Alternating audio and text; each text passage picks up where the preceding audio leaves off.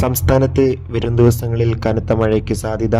ഈ ജില്ലയിലെ വിദ്യാഭ്യാസ സ്ഥാപനങ്ങൾക്ക് നാളെ തിങ്കളാഴ്ച ദിവസം അവധി ലഭിച്ചേക്കാം. അതിൻ്റെ ഏറ്റവും പുതിയ അപ്ഡേഷനാണ് ഇന്ന് നമ്മൾ നോക്കാൻ പോകുന്നത്.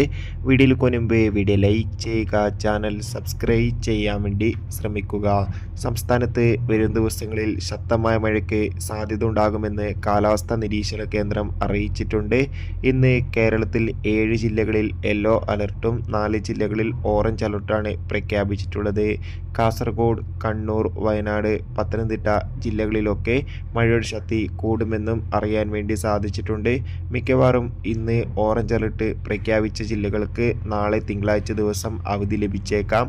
എന്തായാലും അവധി ലഭിച്ചാൽ ആ ഒരു അപ്ഡേഷൻ നമ്മുടെ ചാനൽ ഭാഗത്തിലൂടെ നിങ്ങളിലേക്ക് എത്തിക്കുന്നതായിരിക്കും. ആ ഒരു വീഡിയോ പെട്ടെന്ന് ലഭിക്കാൻ വേണ്ടി ചാനൽ ഇപ്പോൾ തന്നെ സബ്സ്ക്രൈബ് ചെയ്യുക.